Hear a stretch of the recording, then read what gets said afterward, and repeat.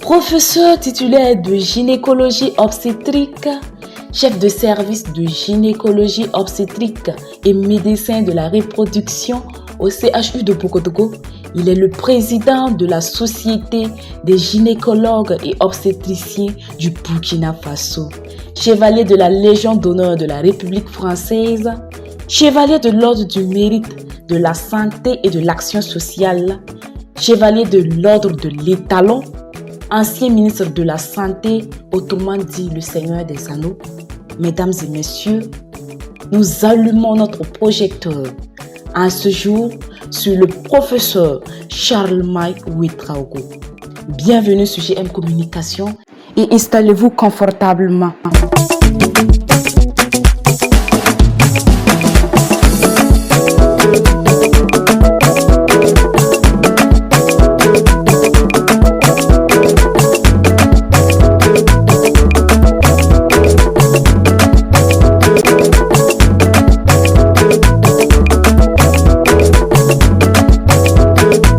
Décision, quand je quitte l'hôpital, j'oublie ce que je fais à l'hôpital.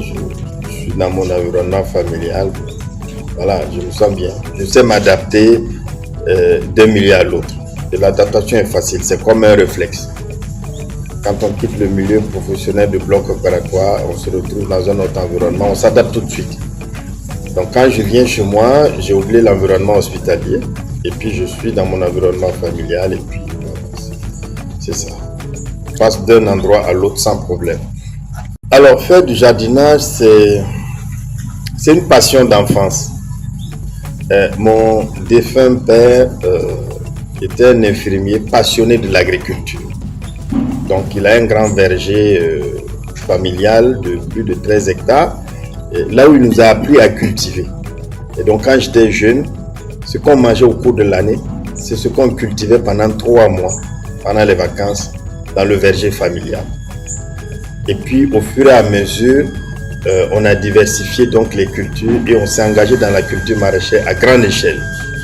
Donc on faisait de la culture de tomates sur 10 hectares environ qu'on revendait aux commerçants, aux grossistes, aux détaillants et surtout aux grossistes qui venaient du Ghana et de la Côte d'Ivoire. On a fait également de la culture maraîchère de pommes de terre, de l'aubergine, du haricot vert qu'on revendait à l'extérieur à travers donc Ucobam en son temps. Et puis quand on n'arrivait pas à écouler à l'international, on allait vendre ça dans tous les marchés de la ville de Ouaga. Et puis quand on est arrivé au lycée, mon père a dit que lui, il n'allait plus donner de l'argent de poche aux enfants. Il fallait que chacun travaille pendant les vacances pour financer son argent de poche au cours de l'année. Et donc on faisait une étude de marché des légumes. Qu'est-ce qu'on pouvait vendre correctement au mois de septembre-octobre? Et puis à partir de cette étude-là, on allait choisir chacun sa superficie et mon père donnait les intrants et il notait le coût et on cultivait pendant 3 mois. Et quand on finit d'écouler sur le marché, eh bien, mon père nous tendait la facture, chacun paye ce qu'il doit payer. Et le reste, c'est son argent de poche, il en fait ce qu'il veut toute l'année. Mes frères et moi, mes amis, avec beaucoup d'amis, nous avons fait cette expérience pendant plusieurs années.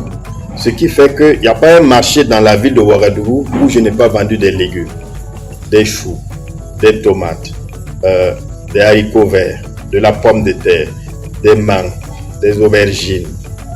On a vendu beaucoup de légumes dans presque tous les marchés et d'ailleurs on connaît le cours des légumes de janvier à décembre et puis la stratégie de régulation du marché des légumes par les acheteuses.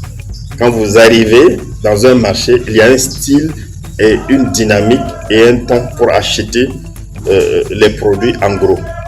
Et il faut vraiment vivre ça pour savoir comment le marché des légumes est régulé. Et donc c'est comme ça que cette passion est née. Et bon, je ne peux plus faire ça à grande échelle comme je le faisais avant dans le cadre familial. Mais chez moi ici, je fais du jardinage juste pour la consommation familiale et aussi pour le plaisir. Et donc j'ai un fourrage, donc je ne paye pas l'eau, c'est un avantage. Et je fais des choux, des tomates, de la salade. Et puis j'ai mis des tangelots en place, et puis des avocatiers, et pas mal de choses. Voilà, c'est comme ça que cette passion est venue. Donc ça relève depuis ma tendre enfance. La gynécologie obstétrique, c'est une spécialité médicale et chirurgicale qui s'occupe de la santé sexuelle et reproductive des couples et des femmes. C'est ça la gynécologie obstétrique. Moi j'ai étudié Bac plus 15 sans redoubler, sans aller en session. Ça, je le dis aussi avec fierté pour que ceux qui ont fait de longues études ne pensent pas qu'ils ont perdu leur temps. Et ça fait 30 ans que je travaille au service de l'État burkinabé. Il me reste 10 ans pour aller à la retraite. Et j'ai fait Bac plus 15. J'ai fait la médecine, je suis arrivé à l'université en octobre 88. Et j'ai fait le concours de l'internat des hôpitaux qui a été mon premier diplôme en 1995. Ensuite, j'ai fait mon doctorat en médecine. Ensuite, j'ai fait mon diplôme de spécialisation de gynécologie obstétrique en 2000. Après avoir fini l'internat des hôpitaux. Et ensuite, je suis allé en Europe pour approfondir la gynéco. Donc, j'ai fait une attestation de formation spécialisée en gynéco. J'ai également un diplôme. J'ai fait scénologie et pathologie mammaire pour savoir opérer les cancers du sein. J'ai fait ça en Europe il y a déjà 23 ans. J'ai fait également un diplôme de celluliochirurgie pour opérer avec des caméras sans ouvrir le ventre à ciel ouvert. J'ai fait également mon diplôme de procréation médicalement assistée il y a de cela également 23 ans. J'ai fait un diplôme de grossesse à haut risque et de recherche clinique à Paris. J'ai fait un diplôme de pathologie cervico-vaginale à Paris pour pouvoir gérer les questions de cancer du col de l'utérus. J'ai fait également un diplôme de pédagogie, l'art d'enseigner également en Europe. J'ai fait un diplôme d'épidémiologie et de méthode statistique à l'université Victor Ségalen de Bordeaux. Et puis, quoi d'autre? Voilà globalement ce que j'ai fait comme diplôme. Et quand je fais le cumul, c'est Bac plus 15. C'est ça. Et voilà. Et tous ces diplômes que j'ai faits, j'arrive à les pratiquer au Burkina Faso, au service de la population. Je le fais le week-end. Généralement, c'est des travaux que je fais le week-end. Le samedi, je ne travaille pas. Et donc, je fais ça le week-end. Et puis, le reste du temps, pour l'arrosage, il y a la contribution familiale. Chacun fait quelque chose. Voilà. Donc, c'est ça. Moi, je donne les orientations. Je participe à faire un certain nombre de choses. Puis après, c'est chacun, selon son temps libre, qui apporte sa contribution au niveau du jardin. C'est tout. Ce n'est pas une amulette, c'est différent. Vous avez ces bagues qui sont ici, vous avez des bagues qui sont en or, d'autres sont en argent, d'autres sont en différents métaux, voilà, d'autres sont en pierres précieuses. Voilà, ce sont des bagues que je porte avec fierté. C'est vrai que j'ai eu tous les surnoms possibles, on m'a étiqueté pour tout, mais porter ces bagues, ça me plaît. Et malgré toutes les critiques et regards, ça m'amuse, je les porterai toujours. Voilà, c'est comme ça. C'est ma vie personnelle et celui qui veut porter des bagues, il achète porter. Et je crois que porter des bagues n'est pas en porte-à-faux avec la loi. Et donc, moi, j'aime porter mes bagues. Je les porterai toujours. Et quand il faut en rajouter, j'ajoute. Et puis, c'est comme ça. Je suis en harmonie avec. Je m'appelle le Seigneur des Anneaux. Je crois qu'il y en a qui m'ont appelé Madounegue. Tout ça, j'accepte. Il n'y a rien qui me pose problème. Pas du tout. Pas du tout. Voilà. Il n'y a rien qui me pose problème. Non, c'est même amusant d'ailleurs. Voilà. Les gens ont un regard sur ça. Donc c'est bien. Ça ne me pose aucun problème. Non, je garde un bon souvenir. Voilà. J'ai gardé un bon souvenir. J'ai fait exactement un an. Et je crois qu'avec l'équipe qui m'entourait, on a pu faire bouger les lignes. et je suis très content d'avoir fait cette expérience à un niveau gouvernemental. Et on se rend compte que les choses ne sont pas pareilles quand on passe de la pratique à ce niveau-là. Et c'est une expérience à vivre et quand on y est, il faut apporter toute l'énergie nécessaire et puis travailler dans un esprit d'équipe selon une orientation donnée et on arrive à faire bouger les lignes avec la contribution de chacun. Et j'ai le sentiment en tout cas de l'avoir fait. C'est certes qu'il y a eu des insuffisances, mais en tout cas la dynamique de bien faire était affichée et j'ai pu mesurer le niveau de progrès qu'on a pu accomplir avec l'équipe qui m'entourait. C'est le lieu pour moi de féliciter le gouvernement d'avoir vraiment retenu une date pour la commémoration. C'est une date symbolique. C'est pour, en tout cas, marquer l'attachement à la culture et à la tradition, au même titre que les autres attachements. Je crois que c'est à féliciter. C'est bien. On aurait pu choisir une autre date. Ça peut être le 15 mai ou 15 février ou le 20 juin, etc. Ce qui est important, c'est la reconnaissance. Et c'est le lieu pour moi de féliciter le gouvernement d'avoir en tout cas pensé à cela et de trouver une date pour commémorer et encourager tous ceux qui sont un patrimoine pour le Burkina, un patrimoine de la tradition, un patrimoine de la culture, de conserver cela et de pouvoir léguer à la génération future. Et aussi à la jeunesse de comprendre que nous avons une culture qu'il faut conserver, nous avons une tradition qu'il faut conserver et respecter parce que nous avons une histoire à raconter. Oui, je suis catholique.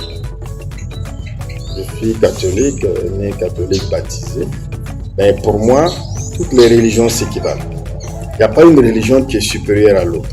Nous prions le même Dieu et nous devons pouvoir converger sans être en contradiction. Tous les chemins vont conduire à Dieu. Et les chemins ne doivent pas être en contradiction. Voilà, pour moi c'est cela. Et c'est d'ailleurs une manière de voir qui permet et favorise le vivre ensemble. Et même ceux qui ne croient pas et qui sont athées ne sont pas moins méritants dans la vie publique que ceux qui croient. Nous sommes un État laïque et chacun est libre de croire ou de ne pas croire. Et quand on y croit, on ne doit pas se dire que sa propre croyance est supérieure à la croyance des autres. Lorsqu'on est dans cette manière de penser, on va perturber le vivre ensemble. Donc pour moi, il faut respecter les religions, les cultes des uns et des autres, et sans pour autant qu'un culte se croit supérieur à l'autre. Voilà. Je demande aux jeunes de s'engager et de travailler honnêtement et sincèrement. Les courtes échelles, c'est comme un feu de paille. Ça va donner du feu, mais ça va s'éteindre très vite. Seul, on peut y arriver, mais avec difficulté. Ensemble, on arrive pratiquement, sûrement et certainement, avec une économie d'énergie. Donc, c'est ce que je veux dire aux jeunes aujourd'hui, qui veulent vraiment avoir une orientation pour gagner leur vie dignement au Burkina. Mon dernier mot, c'est vous dire merci parce que vous m'avez recherché, je ne vous connaissais pas, je vous ai ouvert ma porte. Mon dernier mot, c'est de vous féliciter déjà vous pour le fait d'être venu vers moi pour échanger sur un certain nombre de préoccupations. Et mon mot ici, c'est de demander à la jeunesse burkinabé, qui est la plus importante dans les tranches d'âge que compose la population, de travailler. Seul le travail paye. D'éviter les débats qui ne construisent pas. De s'engager dans le travail, chacun a ce qui le concerne. Il n'y a pas de sous-métier. Quand on travaille, on est sérieux, on est rigoureux. Quel que soit le domaine qu'on fait, on finit par arriver et on aura un résultat satisfaisant. Donc j'invite la jeunesse à rester concentrée et à s'engager au travail. Parce que c'est la somme du travail de chacun qui fera le développement du Burkina aujourd'hui et demain. Si nous ne travaillons pas, nous n'allons pas pouvoir construire le Burkina. Et donc, j'invite la jeunesse, en ce moment difficile que le Burkina traverse, qui est le défi sécuritaire, de redoubler d'efforts, chacun à ce qui le concerne, pour que nous puissions, malgré les difficultés, avoir une capacité de résilience qui nous permette de dérouler le développement et de vivre en paix au Burkina Faso.